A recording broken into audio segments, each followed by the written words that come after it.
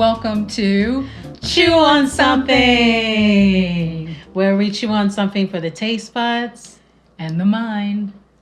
Thank you so much for joining us for our 10th episode. Oh, double digits! Hey. Make it rain. Yes, we're really excited. This is our 10th episode, and for this episode, we're going to be chatting about the industry, specifically fashion. The fashion industry. Fashion, beauty. Yes. My beginning stages within the fashion industry was a fashion model myself. And then years later, I wind up working together with TK. So it was a drastic difference between being a fashion model years ago versus being a model now. I was in the industry. It was really just about basically being a mannequin. You were like the hanger for the designer. You were the mannequin for the designer. And you didn't really have a voice, to be honest. And that was one of the things that I always never liked about the industry, because I just felt I detested it. Yeah. Personally. But, for me, it was a good way to make money because, on the flip side of that, with all the trials and tribulations I experienced within the industry, I did achieve a lot of success on the other end as well. So it was also this constant, dilemma, doing something that you don't love, but doing it because financially it is helping you pay your rent. Mm-hmm. Yeah. Try to pay the landlord with your dreams. It don't work. It definitely does not work. I tried. My dreams are big, but... And I just remember some of the past experiences that I had being a fashion model.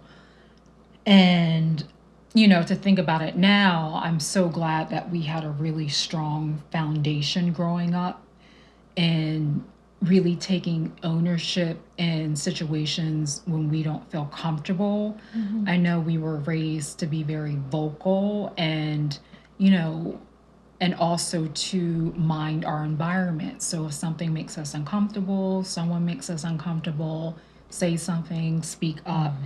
So even though I didn't know that I would have to use or utilize these lessons when I started modeling, they seamlessly intertwined into many circumstances that I had to deal with. And I thank the Lord that we were raised the way that we were raised, because a lot of these situations may have turned out a lot differently. And there's a lot of people that fear saying something, especially when you're really young, you're coming into the industry and you don't have anyone, you don't have any contacts. Mm-hmm. Like us entering the fashion industry, zilch on the contact list of knowing someone. But a lot of young people fear that if they speak up, like, hey, I might lose out on this job, or I might burn a bridge. And I'll say this. Let it burn down. No, you can speak up without burning bridges. If someone takes offense, they're going to take offense regardless. Yeah. But no, there's avenues that you can take without burning a bridge. I say this because if someone has a problem with you speaking up, they're going to have a problem. Some people are going to have a problem regardless. But sometimes when you speak up, someone's like, oh, I may have not seen it that way, or I didn't even realize I was doing it. I'm not saying that's always the case. That's probably most likely a rarity. But I'm just saying that you don't have to go about it to burn a bridge, because what is someone going to be like, oh, she was really nice, but she just said that she didn't want to do that. Or if you're like, oh, I'm just saying there's a way to go about it. Right. I hear you on that, but I do have to say that, it doesn't matter sometimes. This is context, though. Right. I mean, if someone's stepping you, harassing you sexually in the wrong way, I'm not saying like, approach them in a certain way. Exactly. But what I was saying is sometimes it doesn't matter how nice you say something, or how professional you are. Yeah, that's what I said. Sometimes you are going to burn bridges, and I think you have to come to a point in your life where you have to decide, is that bridge worth your soul? Because I know for me, I had personal experiences where I know what you're saying. I'm just saying for me personally, within being a fashion model, I had come across some situations where I was vocal and I did it in a very professional but stern manner, similar to how we talk now. Right. But I mean, and I burned that bridge and I never worked with that client again. But what I'm saying because is, I spoke up. Yeah, but what I'm saying, the context of saying burn a bridge, when people think burn a bridge, it means like, oh, you're burning a bridge when you could have went about it another way. I'm not talking about what you're talking about. I totally get that. Right. What I'm saying is a lot of people think just by merely speaking up, that equates to burning a bridge. And I'm saying that's not the case. Right. I'm just saying in certain circumstances, it can burn a bridge no matter what you do, because people and their egos, people don't like to be told what to do, even when they're in the wrong. They don't like to hear no. No, exactly. Yeah. So, sometimes the bridge has to be burned, and I say burn it down. Right. If it needs to be. Yes. Right. In certain circumstances. Right. In certain circumstances. And I think but a lot of times you don't have to burn bridges, but dealing with the human ego, sometimes you're going to come across people who just can't take any type of criticism. Right. Well, and they'll take it out on you regardless. And burning a bridge nowadays is much more in your favor if we're going to talk about this, because if you have a social media following and someone's done you wrong, you can burn that bridge on a level where it won't have an impact on you the way it might have been years before social media. When you burn the bridge and no one's listening to you because they're listening to the clientele that has, the bigger outreach, and you're just the mere talent that doesn't have much of an audience. So no one's going to listen to you, believe your word. This is why the one pro that I love about social media is that it did put the power in the little person, so to speak, if they had been wronged. Now, there's a whole plethora of things that's really effed up about social media that we can get into later or another time. But that was a major pro. Right. And I agree with that because, when I was in the fashion industry, there was no social media. So I know quite a few situations that I was in that, I was vocal enough. If I was vocal on it on social media, it might have been a very different outcome. Right. And I know one of those... Especially being a young Black woman, too, being vocal, because a lot of times you'll encounter people that don't want to hear vocal young Black women or vocal Black women because they take it out of context and think, oh, well, I don't need to be hearing this. And then you turn into the bitch or difficult to work with, versus someone like a white counterpart that might speak up. They get the accolades for speaking up or standing up for themselves. But you've been doing this for a long time, and then no one's even acknowledged it. Right. Or you're a diva. Right. That's another word. Yeah. Or you're such a diva for making simple demands. And then, but to speak on that, I remember one situation that I was in when I first started modeling, and it was my first test shoot. So a test shoot, I'm sure many of you know this, but for those of you who don't, a test shoot is just to produce photos for your portfolio so then you can start going on castings and meet brands and clients. So a young model that's starting out within the industry usually doesn't have any photos. So this was my first test shoot to produce some initial photos for my portfolio. And the photographer was well known within the industry, so a lot of the young girls would shoot with him from all kinds of agencies. And my agency sent me to shoot with him. It was my first ever shoot. So, of course, I was a little bit nervous and also a little bit excited, just to get started. For me, it wasn't something that I wanted to do. I never wanted to be a model. For me, I thought it was just a good way to make money for school, to make a living. And I was scouted on the street in New York by Elite, and they gave me one of their cards. So my mom was totally excited, and she's like, "You can do it." And I was just like, "I don't know about being a model." And, every mom believes you can do, well, the good ones believe you can do anything. And she was like, "You're also talented, so of course you believe we can do anything." Yeah, I just mentally was not thinking like, oh, I could be a model. So anyway, TK's like, whatever. So this was my very first test shoot, and I shot with this photographer.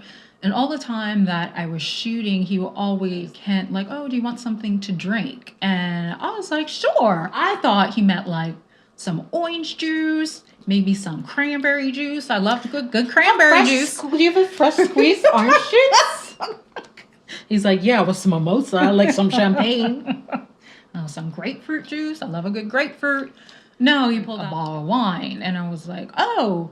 When I say grapefruit juice, I meant like actual grapefruit juice, Right. not grape wine. He was like, oh, you don't want wine? And then he went to pull out some liquor, champagne, and I mean, he had a plethora.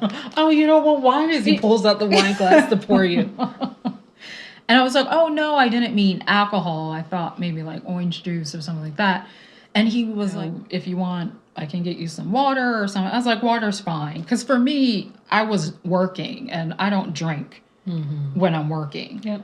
So TK and I were always professional ever since we were little young women. Well, not little because we've always been tall, but young women. Yeah. And so I was adamant I don't drink while I'm working. This was my very first shoot. And then when came experience within the industry, I realized this was of the norm. A lot of models would drink before like the shows to loosen you up, you know, during shoots. It was very common, but I didn't know that. And also what was very common was drugs. So we can get into that later because I have a situation with that as well. And so then we continued to shoot. I drank my little glass of water. After a few of the changes, he was like, oh, you sure you don't want, you know, I can get you a glass of wine? I was like, no, I'm fine. I was like, I don't want anything to drink. I'm fine with water. And he was like, oh, okay. So we shot again, changed the look. And after every look, he kept asking, like, oh, you sure you don't, you know, want any wine? Or it's a great way to... And then he started to make an excuse for why he was like, oh, well, you know, to have a glass of wine, it opens you, like, up. So, you know, you seem a little stiff. And, like, look, y'all. Yes, I may not be as extroverted as TK, but stiff? I don't think so. I'm new to the industry, so I was like, okay, maybe, you know, I am coming off a little stiff. I was a little nervous, so who knows? But it's something didn't feel right, and then I was starting to feel uncomfortable. So intuition. And, you know, as I mentioned before, TK and I were raised to be taught that if you feel uncomfortable in a situation, don't ignore it. So then that's when I was starting to get on high guard. The be more started to develop me in this like protective layer, and I was like, something ain't something right. was like ringing. Ding, ding, ding, ding. Danger alert! Danger alert! You know, Mr. Robinson. Yes, was it or the Land of the Lost? No. Was that Land of the Lost or the Robinson family? Yeah. I can't remember which. I felt like there was something. But it was like, an old show. Yeah, older show. Danger alert! Danger alert! It was like... That's Star Wars. Yeah. Yeah. But that's... Okay. I know it's different, but you know. Okay. We're nerds. Don't forget, we're nerds. I was like, I do know that's Star Wars. So, you know, my intuition was kicking in, and I was just very aware of feeling uncomfortable, and something wasn't sitting right with me. So then we changed into the last look. And then he came because we were shooting at his place. And that was, you know, very common. The model would go to the photographer's place, or you would go to a studio set. But he had a large apartment, so he had a studio space, like, in his apartment. Right. And after the shot, and I was changing into my last look, I was in the bathroom. I heard him come up to the bathroom door, and I was like, oh, no. So then he was like, we're getting to the last look. Just let me know if you're sure that you don't, you know, want anything to drink. Like I said before, like, can really help with the last images and feeling loose and stuff. Gross. So then I was getting agitated. No, I do not want anything to drink. You're like, whoa! my head turned 360 degrees. Smoke coming, guys. Christ sort of repels you. So then after that, then I was starting to get real agitated, and I was like, no, I don't want anything to drink. So then he was like, oh, okay, sure. And that came out. And then we shot the last look. So then I called my agent and was like, look, I'm feeling a little bit uncomfortable.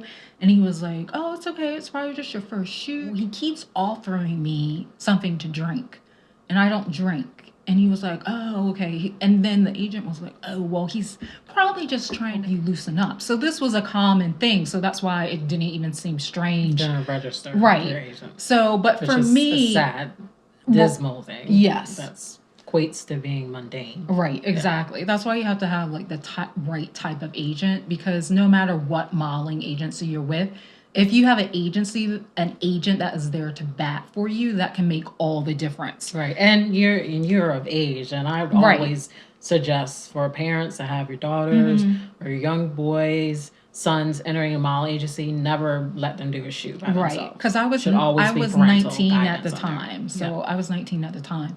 And my very first job, my mom came with me, but she didn't live in New York. So the test shoot, I went by myself. Because this was a photographer that all the models shot with. Yeah. So after I changed into my look and I came out this time, I probably was rigid and stiff, because I was like, if this mofo asked me if I want another drink. He asked me one more time. I tell you, things about to pop off. Like the B word comes out one more time. So then I was like, these foes are gonna look real stiff, because right now I'm in rigid as you in pop off mode. Like I wish he would. And he did. So after we finished the last shot, then he was like, oh, I know we're done, but I wanted to know if you wanted to, like, we could do some nudes. So then that's when I understood why he was trying to get me to drink the entire shoot. Because we were shooting for a few hours, so I knew that's the reason why. And as soon as he said that, I was like, no. I was like, I'm not doing any nudes. I was like, that wasn't discussed with my agent. And he was like, oh, well, I usually shoot all the girls nudes after. Not this one. And I was like, not this one. And also in the industry, to do nude work, that's an extra amount of money. So, when you're a model, you can approve what kind of work you do. So a lot of even the big top models, the supermodels, they'll do nudes, but they're working with super well-known photographer, or it's, cover, but still showing nudity. And you as a model can decide if you want to do nudes or it's not. not just something done on the It shouldn't be just done on the fly. No, it shouldn't be done with the fly. It shouldn't be asked. Especially during a test shoot.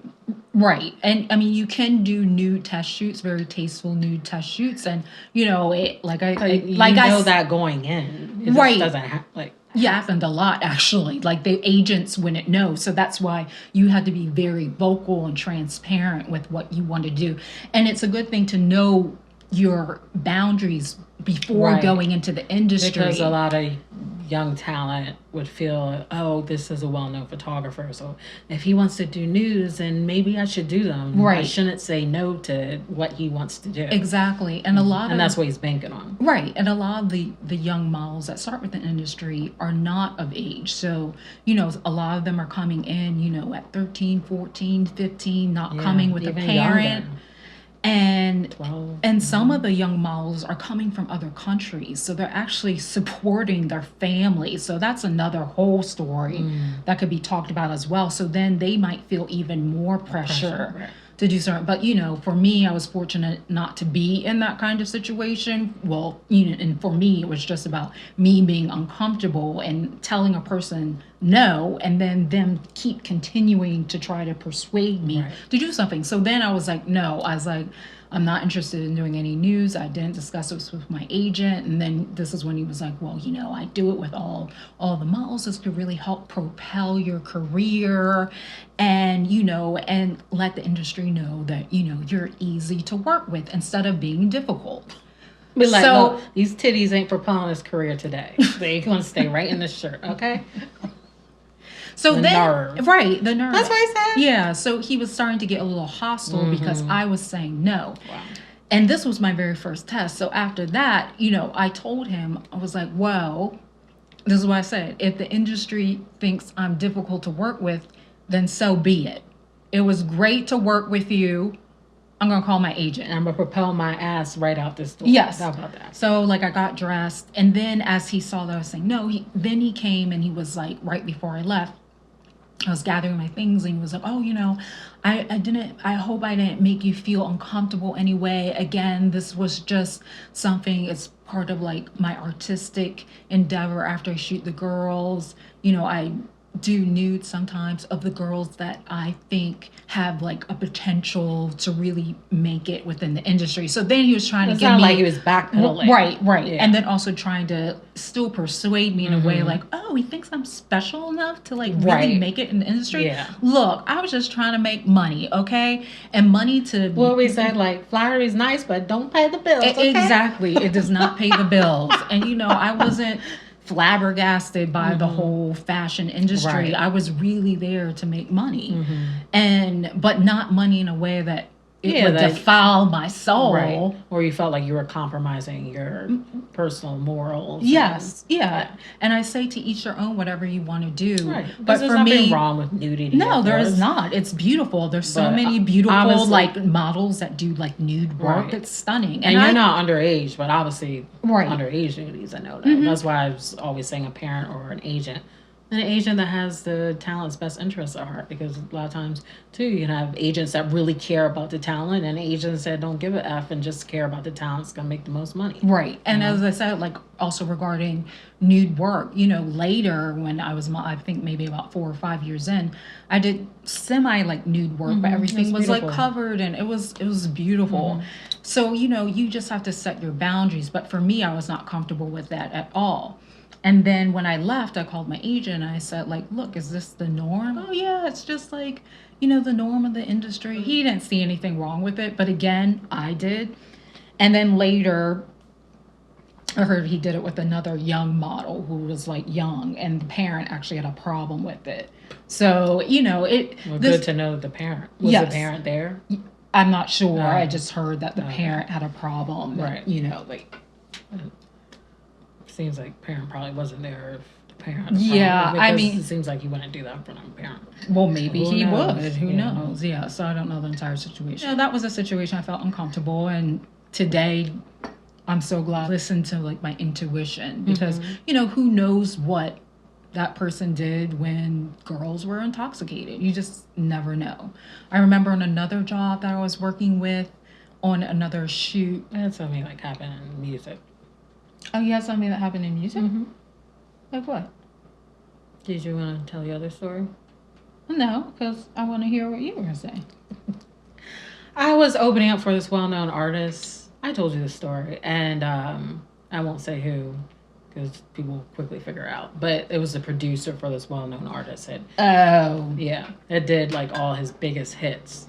So he was at the show, and he comes up to me afterwards, and he said, for those of you who don't know, outside of fashion, I've been doing music. I always did music. So I'm a songwriter and a rapper and a singer, and I've been doing music way before fashion. She's incredible. For those who rock with TK Wonder before the fashion thing. She's incredible. Thanks. I'm her biggest fan. She is.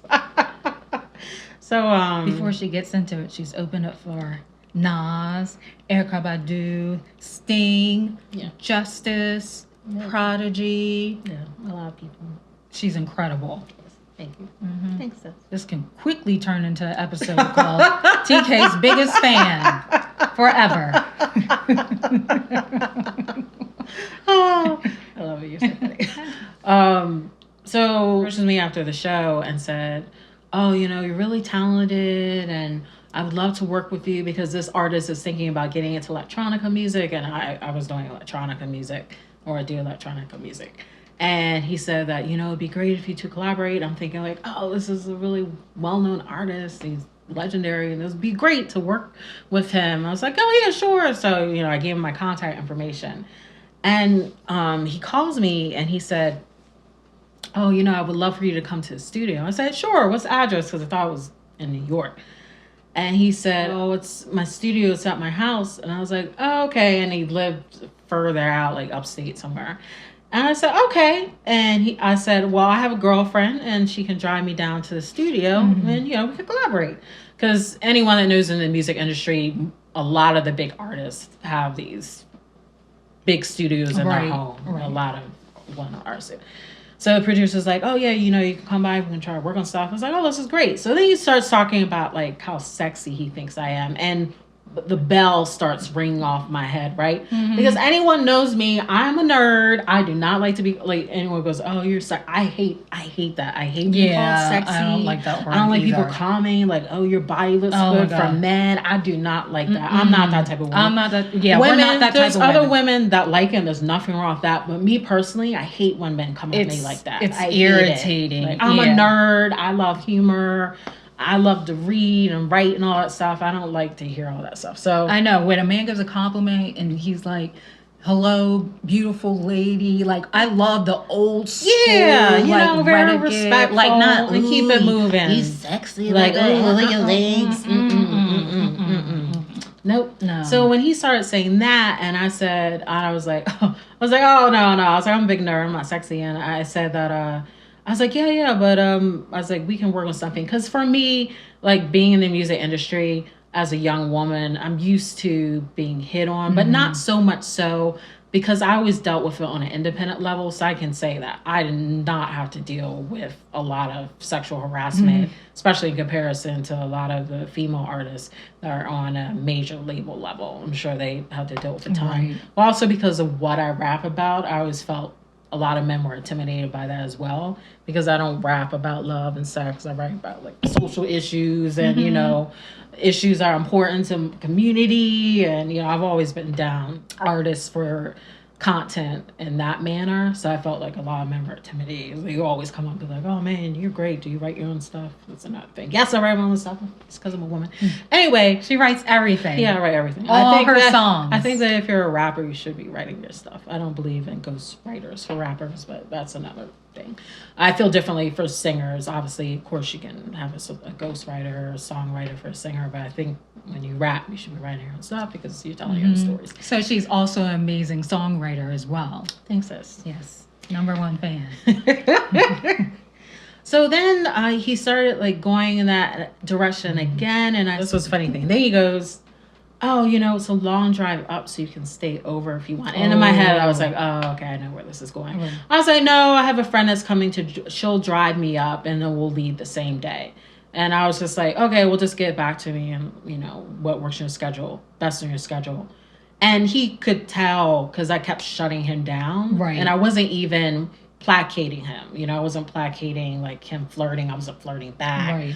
I'm always about being very professional wherever I am. Even if someone is flirting, I'm not that big. I'm not that. I don't even know how to flirt if I could. Right. So be like, I'll just flirt. Like, oh, what's that? I'd be like, I'm the biggest nerd. I don't know how to flirt. Yeah. Hi. Yeah. Like, I'd be like, do you have like a neck spasm? Is there something going on with your eye?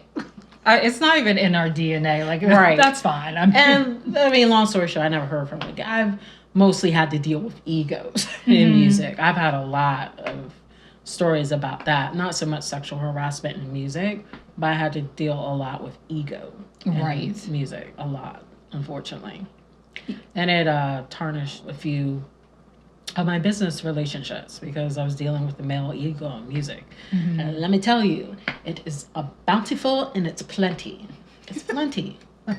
Jeez, I tell you.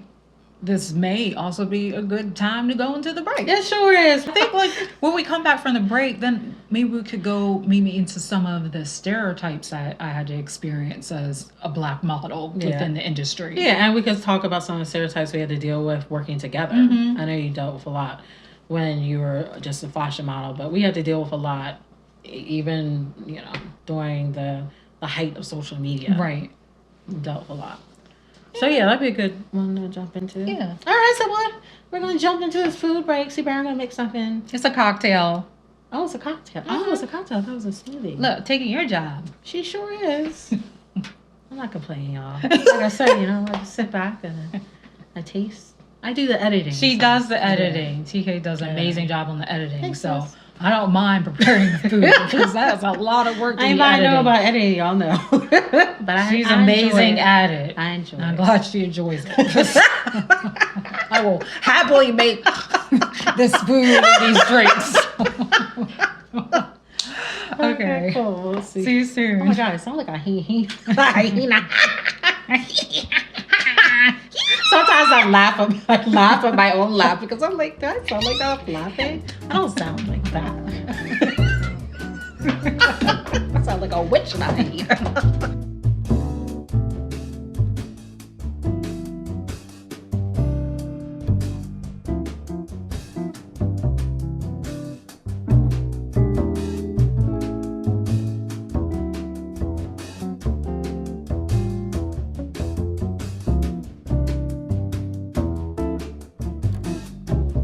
All these fabulous ingredients. The drink that we're making is actually a frozen cocktail, and it's called Coco for Bananas.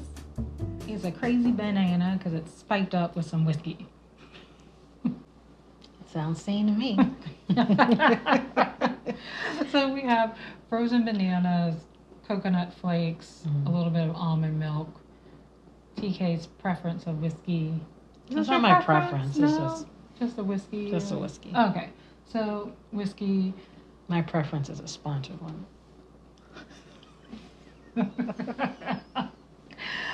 We have coconut cream, and then this is whiskey, so I just already pre-poured about 4 ounces. TK's recommendation, bit of agave syrup mixed with a little honey ginger syrup and ice.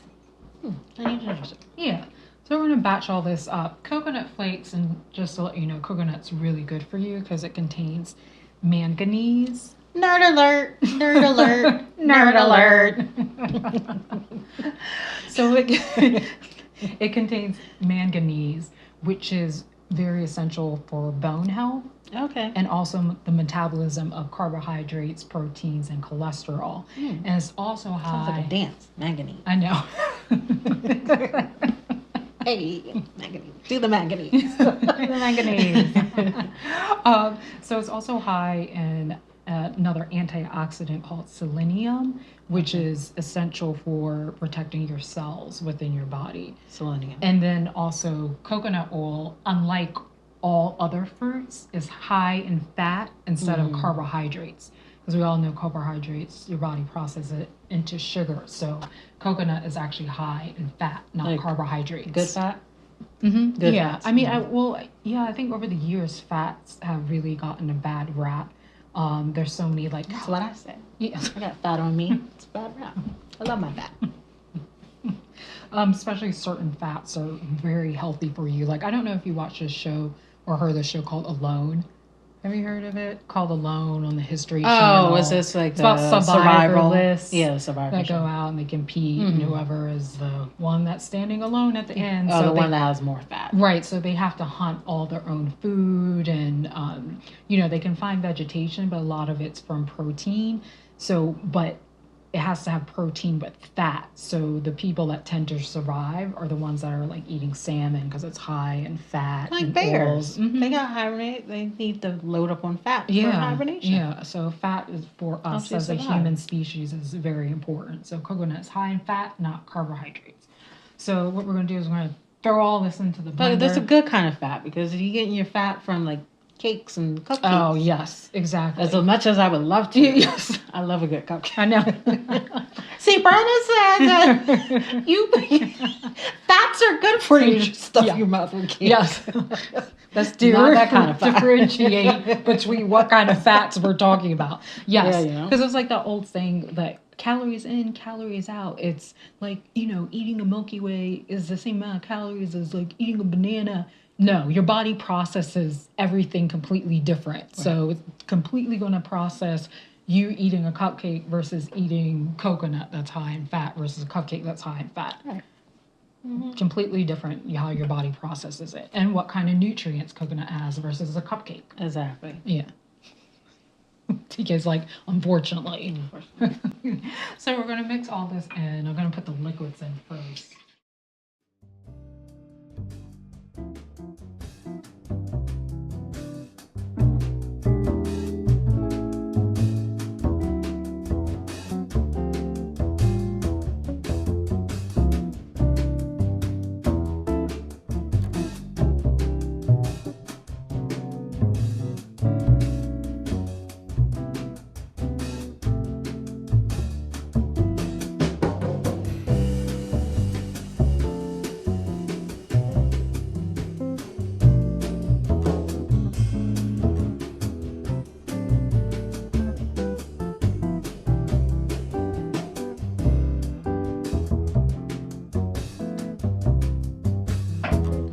splendid.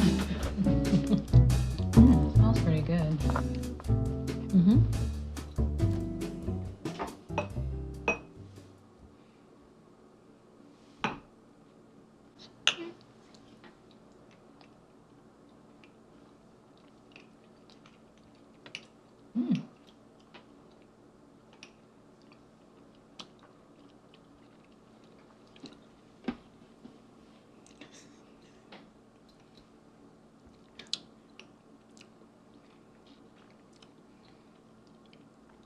It's good. I put more whiskey in it. It Oh, tastes really? good. For me, it tastes strong. Mm-hmm. I definitely put more whiskey. Oh, wow. See, TK likes her stronger, and I like mine lighter. Like the flavor is there. It's really, really tasty. Kind of reminds me of like a twist on like a pina colada. Colada. Yeah. And I would leave the almond milk out of it. Mm. Yeah, I mean, for me, I prefer my drinks less strong. TK prefers hers a bit stronger than Yes. me. Because anytime we go out for dinner, like I'm always like, I prefer it sweeter and less strong, and TK likes it stronger and less sweet than me. This is good. I would do a revision of this and take out the almond milk and use pineapple with it. Yeah, I'm not a big fan of pineapple, but You don't like pineapple? I do like pineapple, but I'm not the biggest fan of it, like in drinks or smoothies. Wait till I make it for you. Yeah. But I'm sure it's delicious. But you like it? Yes, it's good. Okay. Wasn't quite sure It there. tastes like I'm drinking like a breakfast smoothie. With whiskey. Yes, it's good. I would just leave the almond milk out. Okay. Mm-hmm. But I like it. Everyone's a critic. I'm the family mixologist. So give you my honest. No, it's good. It doesn't taste like I'm drinking a cocktail though. Which is the dangerous kind. Yeah. Mm-hmm. I definitely put more whiskey in it. Okay. Tastes good. Made of tomato. Just tomato. Okay, well that's it. Cocoa for bananas.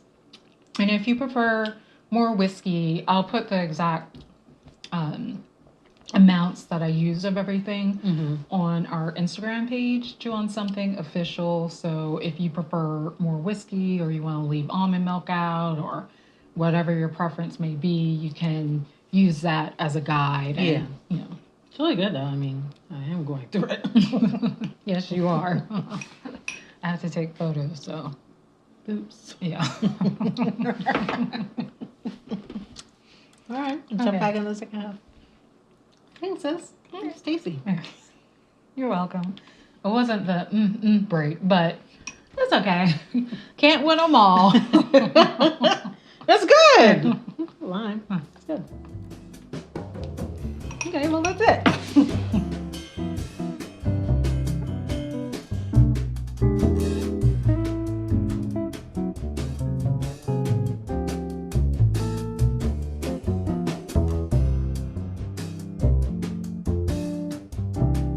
That cocoa for banana was delicious.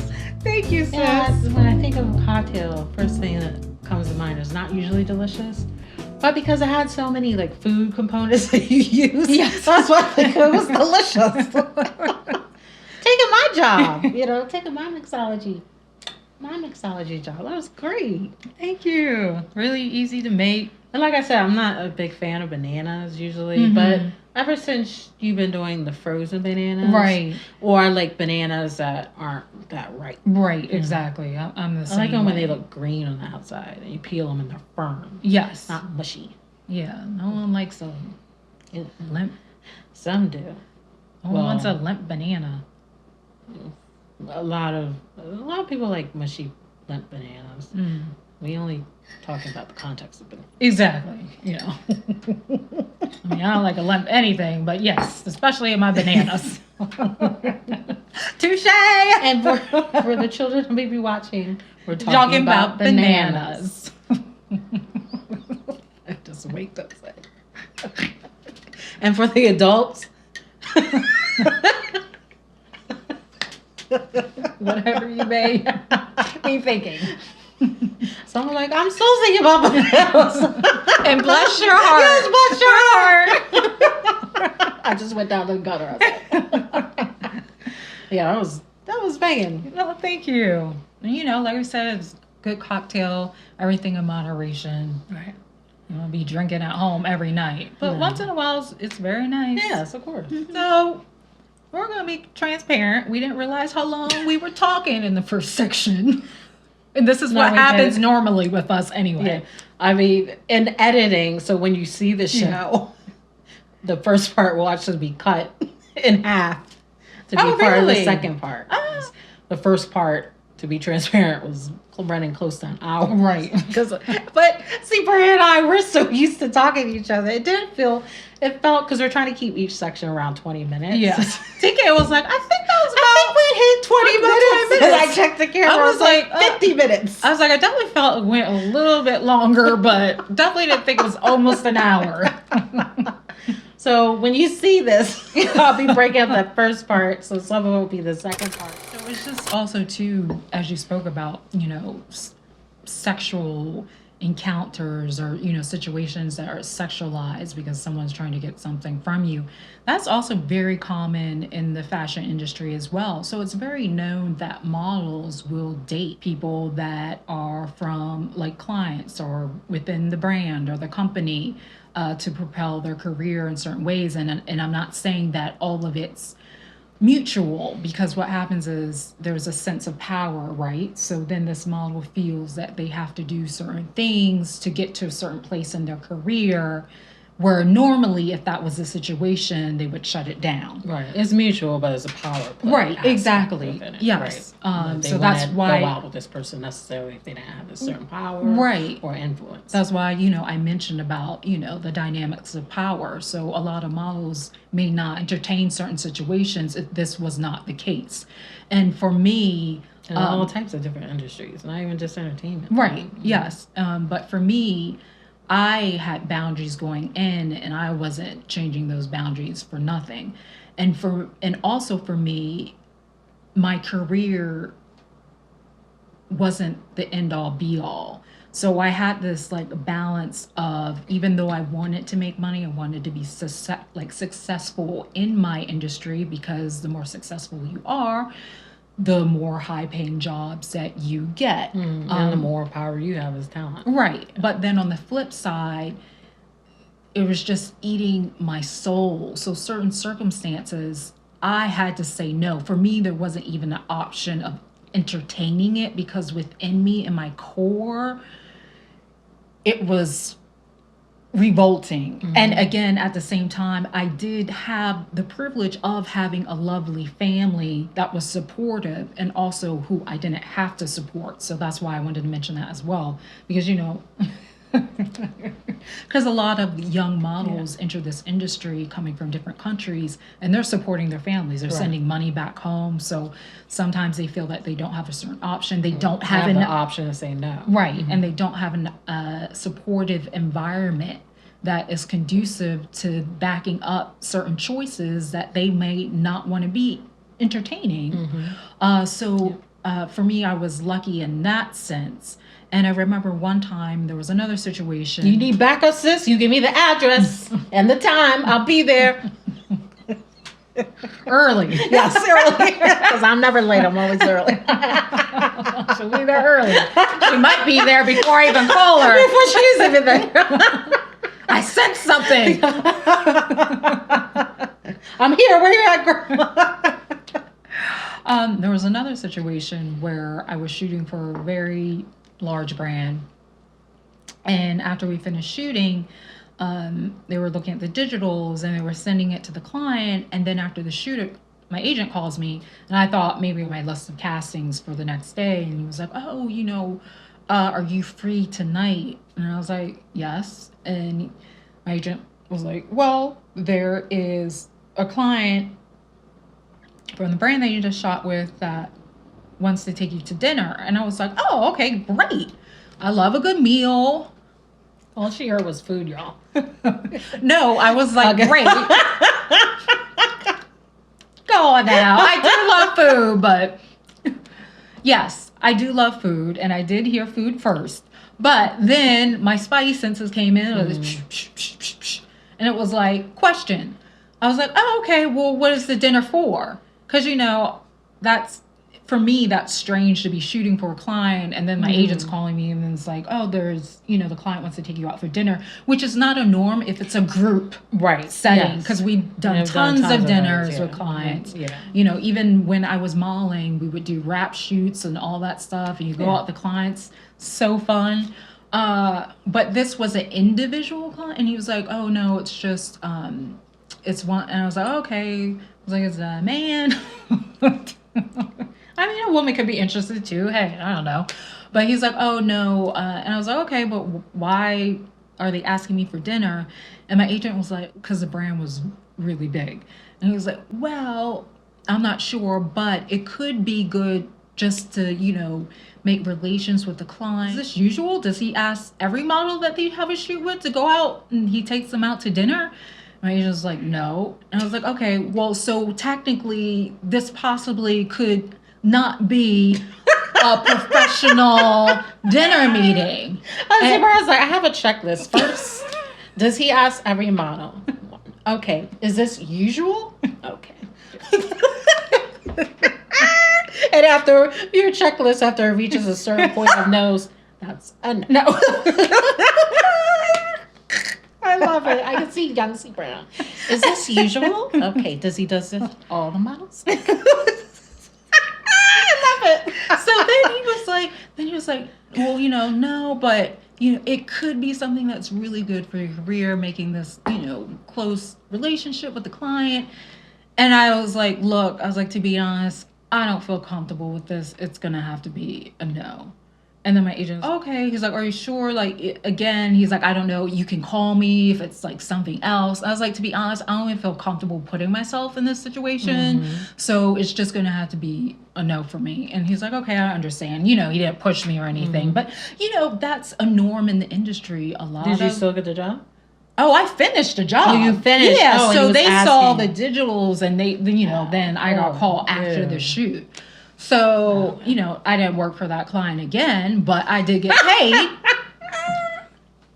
Oh, wow. Okay. Yeah. I got paid on time. And so don't let us even get started on the paying on time in this industry, because that is egregious to another level. This is one of the few industries, it's probably the top industry where you work, like in the entertainment, for especially the creator space, where you don't get paid on time. When you work as a model, you don't get paid on time. Now, I'm not talking about 2 to 3 to 4 weeks, which is still delinquent. I'm talking about 6 months to a year to over a year, a year and a half. This is all the horrible crap that we've had to deal with as far as getting paid. But best believe they want everything else on time. Want you to show up on time, want you to create on time, want you to do everything else in time, provide your own lighting, provide your own makeup, provide your own styling, provide your own shoot set. You're producing, you're editing. They want all that on time from your end. But then when it comes time for them to be on time, then they're not on time. And then when you come and knocking, then they be like, oh, we're so sorry. Sorry doesn't pay the bills, okay? Please tell my landlord that. Yes. Sorry does not pay the bills. Exactly. It's horrific on another colossal scale that if you're not in the industry, you can't even imagine how horrible it is. It's horrible. And constantly having, I'm in a situation right now with a well-known entity. I'll just say entity. And I haven't been paid. And it's been months.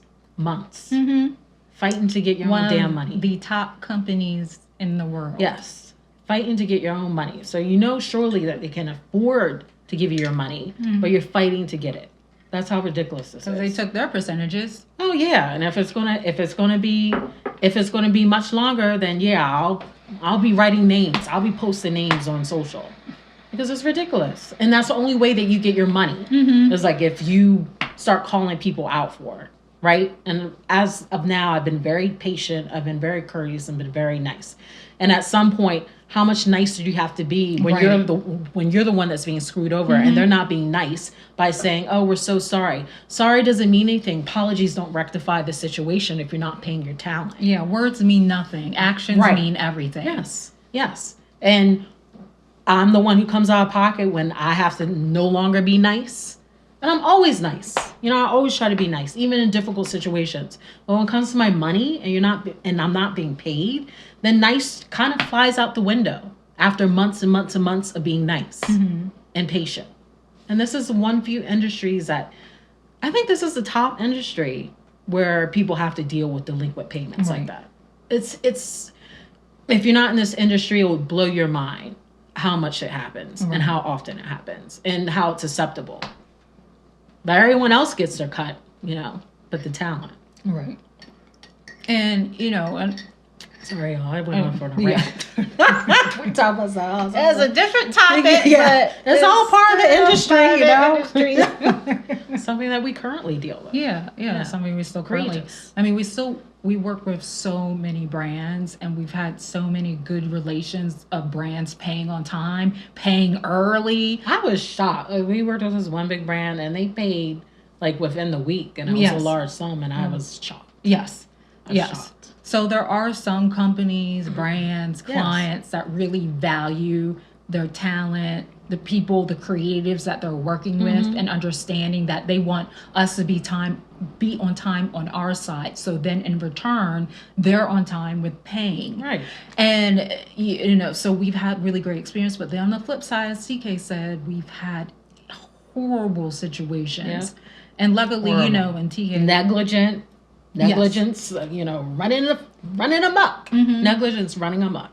Yeah, instances where we had to deal with their accounting team, and you know, and for us, we were raised to, you know, always keep track of your money. And if we hadn't kept track, we would have been out thousands and thousands and thousands of dollars. Yeah, 5-digit figures for each of us. Yep. That's how much we would have been out of, and that's how much we were backlogged.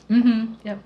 That's another story for another time. Yeah, it sure is. It sure is. And being diligent, because we were diligent for a full year. Yeah. A full year. Always having to check up. You know, no one was ever getting back to us. It was always us being diligent, always us checking on it. No one was ever getting back to us. And always being professional, too. Yep. Not one email you could have said, always professional, but stern. I remember one email they tried to come to you and act like you were coming out of pocket because you were being stern. I was like, when they were in the wrong. Yes. This was probably after like a year waiting for some projects and not being paid on. And have the nerve to come at Cipriana because she was being stern. If you looked at that, you would have been like, there's nothing out of pocket for her professional to have this demeanor after waiting a year for not getting paid for multiple jobs. And try to come at her. I think they were trying to get a rise out of you. I think they were. You know, so you could look crazy. Yes, that's be what the I one like, think, oh, too. look how unprofessional she is, trying to get a rise out of you. But they failed. Yes. Nobody getting a rise out of me. Yes. And you'll get a rise. It'll be professional. My healing journey. They go low, you go high.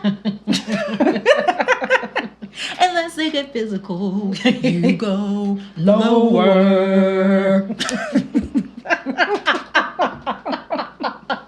No, yeah, I remember that, but it's horrific. Mm-hmm. And it's rampant. It's running rampant in the industry right now. Yeah, it's always been like that. It's always been like that. And the norm, I mean, I think we're hitting the nail on the head. Regarding sexual harassment, really focusing on those issues within the industry, like sexual harassment, but we haven't really opened up the gates and really discussed about creatives and models getting paid on time. I feel right, and it's been, and this is just the norm within the industry. Or you being paid to be talent, but you're also being paid to promote.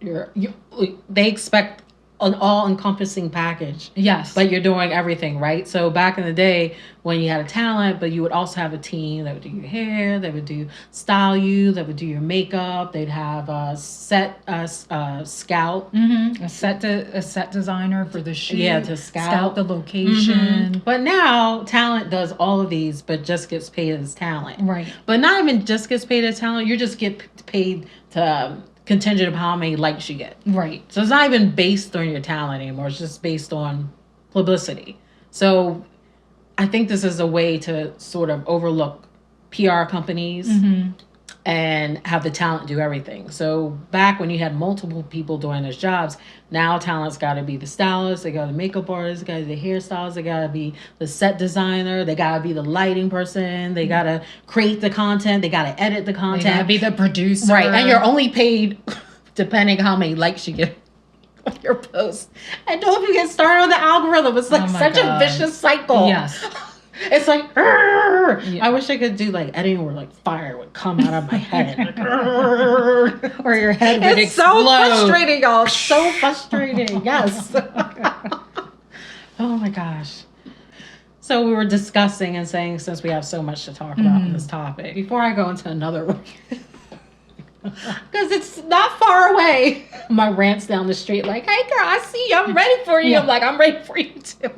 Yeah, I think like when we come back, that we're gonna come back on episode 11 and continue the part conversation. So it'll be a part 2, and especially going to like the stereotypes of within the industry, because I have my own stories of staying out of the sun because they didn't want my complexion to be dark. So we talk about Colorism, which is a big part of the industry. Also being the token Black model, especially within the agencies where they're like, oh, we have a certain amount of Black models and models of color, but yet they have an abundance of but white yet have 50 white models that look aesthetically very similar. They hit that quota for the white talent, Right, but for no. the Black talent, you got a So quota. they'll have 50 models that look very aesthetically and close you to see one other each Black other. model, and they're like, we reached our limit. And then, so they'll have 50 white models that look aesthetically very close to each other, and then have 5 Black models and models of we color, have enough. and be like,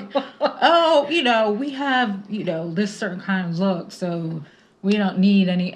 It's just crazy. Also about features as well. Like I was always asked, oh, who was your surgeon? I was like, my surgeon? Did I get an operation I know about? And they're like, oh, who did your nose? Really? Mm-hmm. So they assumed that I had a nose job. Because you were Black? Yes, because I was Black. Oh. Mm-hmm. Some ridiculous Black people come in stereotype. all shapes, sizes, Yes, I know. features. I know, but this is the ignorance Yeah. that dealing with within the industry. Wow. Mm-hmm. Some crazy stories. Yeah. That has more so when we started working together as talent, and that encompassed modeling as well when we worked together. Right. Don't let me get started on the hair though. That was one of my Yeah. the biggest struggles. Hair. Mm-hmm. Yeah. Ooh, yeah, but we can go all into that into the second part 2. Yeah. Part 2. Got a Part lot to 2. say about that. Yes. So I guess it's a good time to end it off. I Before we know. start talking for another hour, people be like, look, we got to go.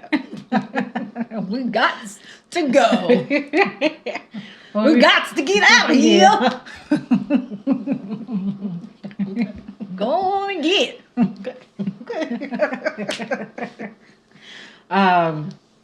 But thank you so much for joining us for our 10th episode. Yes. As always, deeply, deeply appreciative of all the support and love. And we mean it from the bottom of our heart. Yes. So, yeah, we'll see you next week. Thank you for tuning in, and see you next time on Don't forget to chew On Something. Oh, we did that a little differently I this know, time. that was cute. Yeah. Oh, Mix it up. Little variety. Oh, that was cute. I didn't know where you were going, but I was like, oh, okay. I didn't mean to say chew, but